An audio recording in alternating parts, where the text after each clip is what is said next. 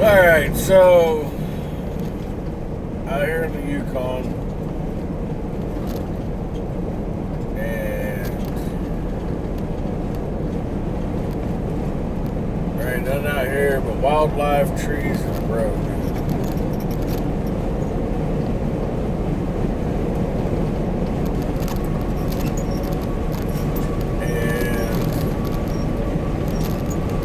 And satellite radio has no signal here. I ain't figured that one out. That some bitch is 10,000 miles in the air or whatever. I mean, for the most part, it's a clear blue sky today. And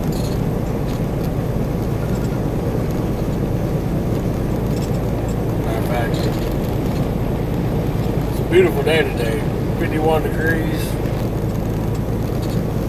So unless you got like some internet service by, what's his name? Musk. You won't have any internet, no phone service, and even a satellite radio won't work out here. That's how remote and desolate this shit is. My hat's off to y'all that do this shit in the winter. It's my second trip back to back. I tell you right now, I don't drive in the States in the winter. I goddamn sure ain't driving out here in the winter. 'Cause I can tell you from looking at things, they might dust off the bridges. I guarantee they don't do shit for the road. And interesting enough, on the hills, you can actually see where guys have put chains on, obviously, and they've come up the road and they lost traction and they've dug in. So, like, we probably haul a lot of stuff up here. I don't know. Trucking is different up here than in the lower 48. Okay.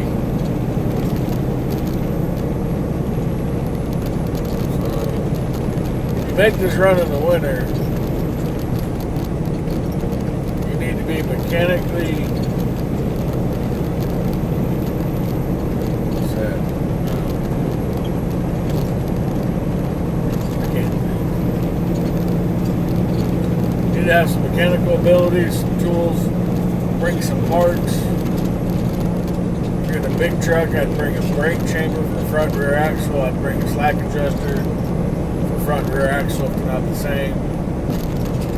If you've got shoes and not pads for disc brakes, I'd bring every air fitting that you had, a complete tool set,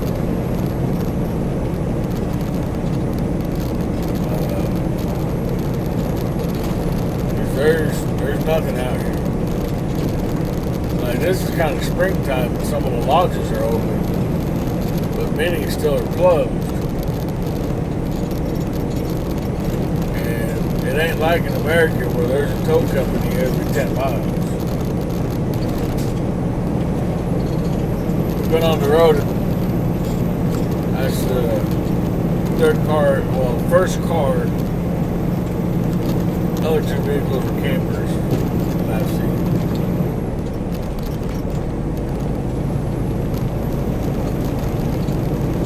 So if something happens, you either need to be running with somebody, and two of you can get it figured out, or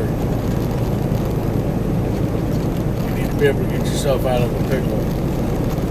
Now up here in the winter, your ass slides off the road and into the ditch. I don't know what you do. I guess you set the truck on fire and hopefully somebody comes in the smoke. I don't know. Some of these ditches, I guess, if you slide off this son of a bitch, you're going to be there probably till spring.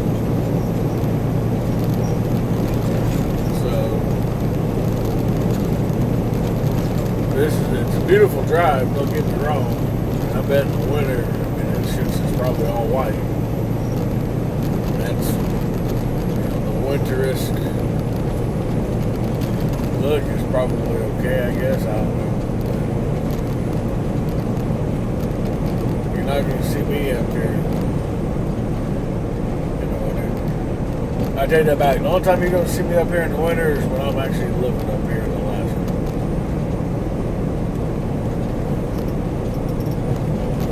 Which hopefully is a few more years. In a few more years, maybe. I don't know. But anyway, just rambling on to make a little content because there ain't shit out here, nothing on the radio. Don't have a CB, and if I did, the only person to talk to me, I've been talking to him for a week and a half now. I'm sure he's probably tired of me.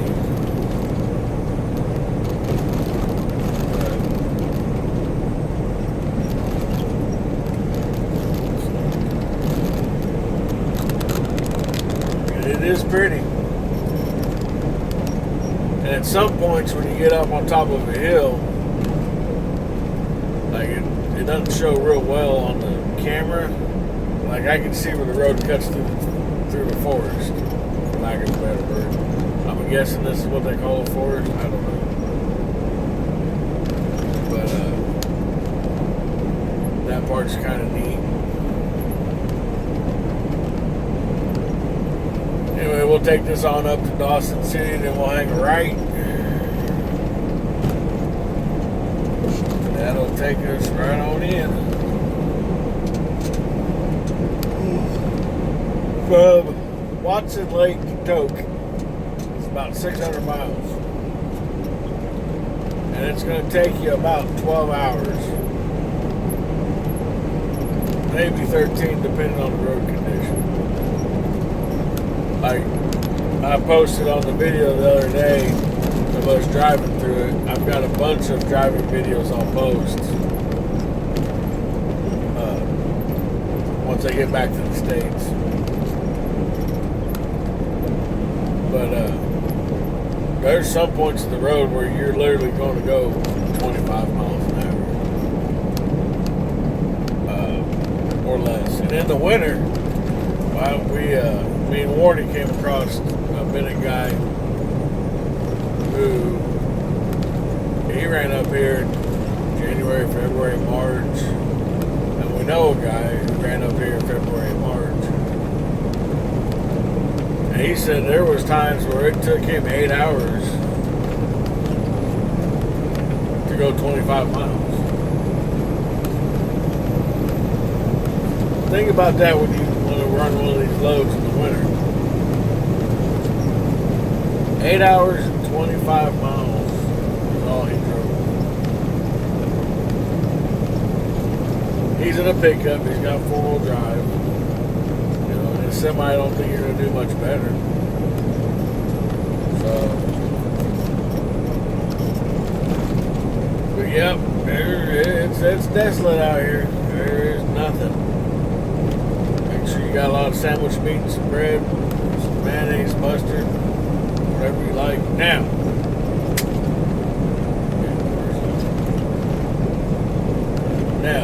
I will say,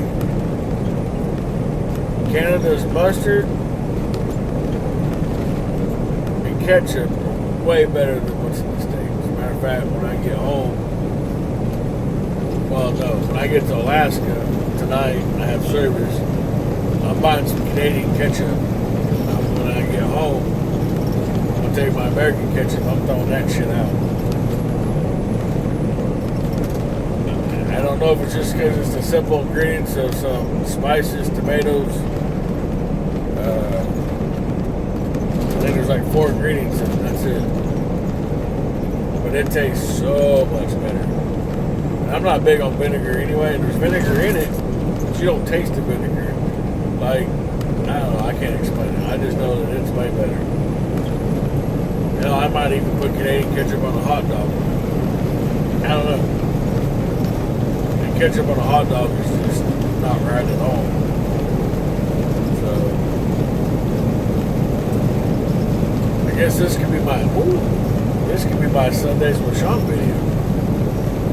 I'm hoping I'm gonna listen to it. Hopefully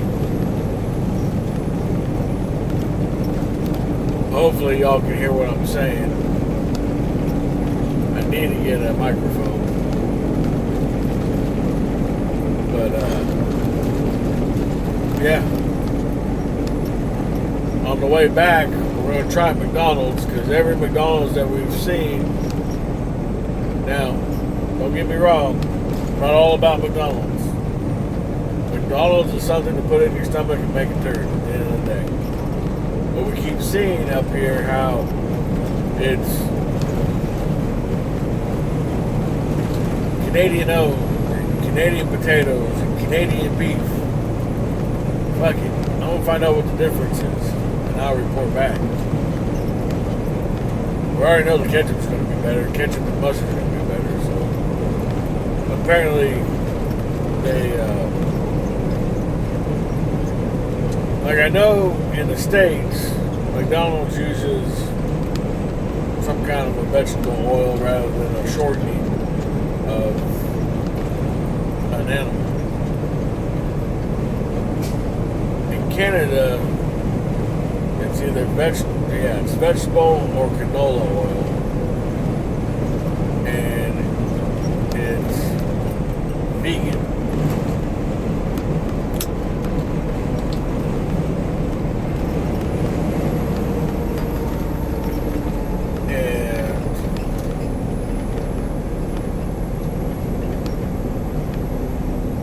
So, we'll see if the fries are different. And then, you don't have to check your mirror as much unless you're just looking at your load, because there's usually nobody out here on your ass.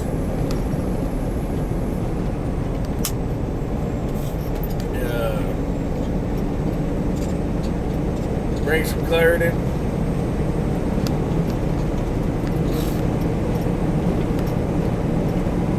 Now, one nice thing is about every 30 miles or so, there's a pull out. The Yukon, they don't have any facilities that I can remember. In BC, the last 4 or 5, I guess because they're so far from town, they actually have an emergency phone, so if you can get to a rest area there, you're good.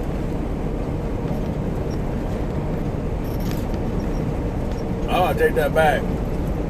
There's restrooms here. Now those look like they're wood. Those are different. Never mind.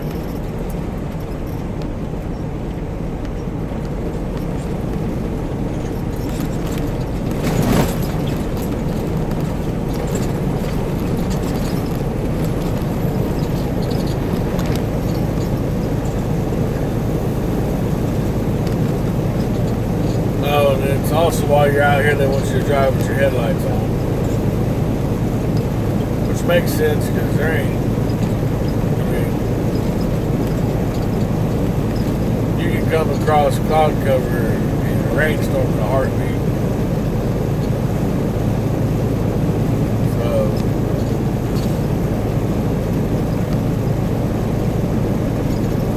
I guess it's kind of all over this video, but I guess it'll be a Sundays with Shawn.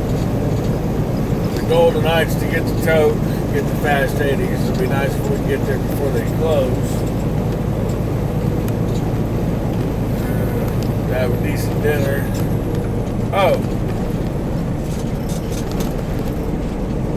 So, in Canada, I found it in BC, and I found it in Alberta, and I found it in the Territory. Just because a place has hours of operation doesn't mean that's what they fucking follow. Sorry, I shouldn't cuss.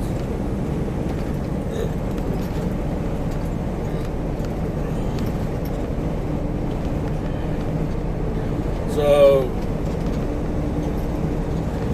we stopped at Watson Lake with the first load. And we got there about 5 minutes to close, so I understand why they didn't want to take our order. Totally understand it. Last night we got there 15 minutes after 8. They close at 9. It's on the board. It says until 9. The old fucker looked like he got hepatitis, so I probably dodged a bullet there. He's like, that's all we got right there. I'm like, well, I don't want any of that. I want a cheeseburger. Well, I'm not cooking anything. Turns around and walks off. So 4 nights before that, we were somewhere in BC. Prince George, BC. We stopped at a Chevron that has an A&W. They got a sign up that says that they're closing at 8:45. Or no, 7. But yet they were still back there cooking. That made no sense. Had it all blocked off and whatever. So across the street was a restaurant. They close at 10. Get over there, they're closed. Walk down to the Dairy Queen. Now mind you, I'm fat. It's not walking for a fat boy. It wasn't so bad going to these places because it was downhill. And I had to turn my fat ass and walk uphill. Anyway, so we go down. Dairy Queen says they're open until 9. It's 8:30 by this time, or 8:40. And Dairy Queen's closed. Ah, there's Tim Horton right around the corner. Walk over there. They're open until 10 according to the internet. Yep, they're fucking closed. Turn around and we hoof it up because there's a restaurant that we passed that's next to where we stopped. They close at 9. By the time we get our asses up to the top of the hill, it's 8:55. You know, they're obviously not going to. So all I can do is tell you to either buy an expensive sandwich that's already made or pack your own sandwich making abilities. Or if you got a microwave or air fryer or something that you can cook stuff. Also, when you're up here and you're getting something from a place, drinks, food, whatever, use your debit card. So 2 days ago the exchange rate was $1.83 for $1 Canadian. And some places will take your American money, some places will not. If you use your card, it'll automatically do the conversion. So even though they'll tell you $21.87, it's like $18 and change or some shit, whatever it is. So now their money is kind of cool looking. I'm probably going to hit an ATM on the way out. Grab me a little bit of it because why not? But yeah, did stop at on the way in and had a pizza, and it had buttered chicken.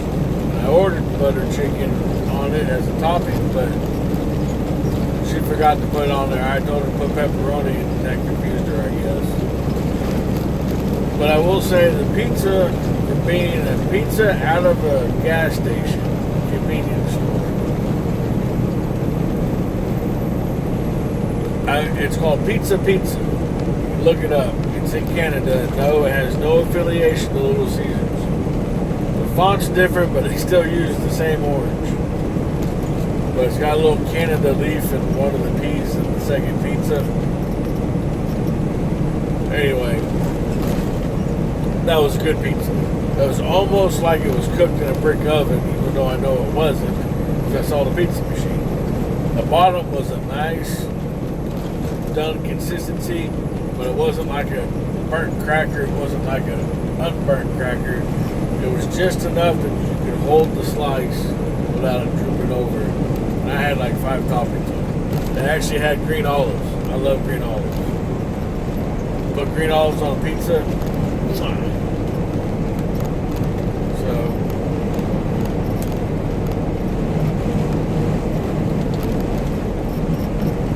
anyway, so I've had pizza. I've had fucking fill of A&W. There is a little restaurant in Fort St. John, and the menu's different than what you would expect. Like they had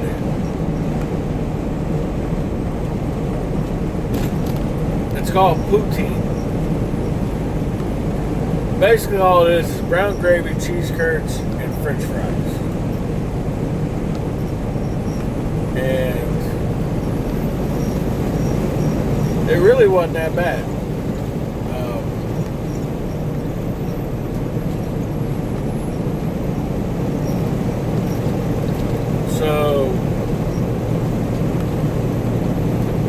And poutine is a big thing up here. Like A&W, you can get poutine fries with your burger.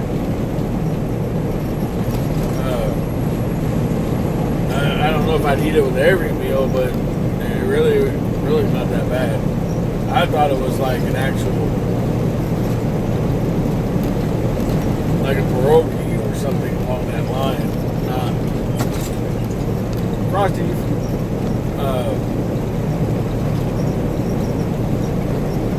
Not just gravy on french fries.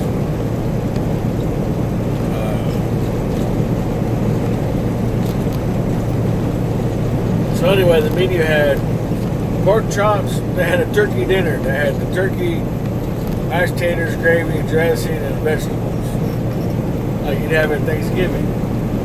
And yeah, there's some places in the States that offer that, and there's some places that don't. But then they had like, I should have took pictures of it. It's hard to remember.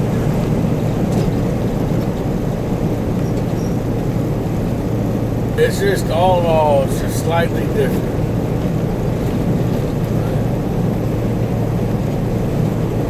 So anyway, I think I rambled on for long enough. And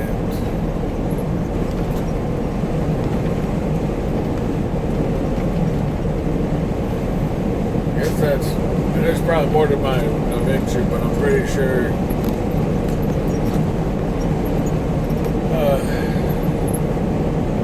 Mr. Pickup Trucker might want to do a podcast with me about the trip.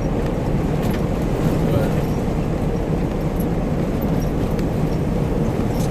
I guess in the words of Forrest Gump, that's all I got to say about that.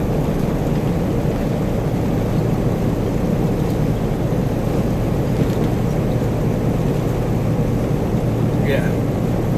Anyway. Well, as always, y'all be safe.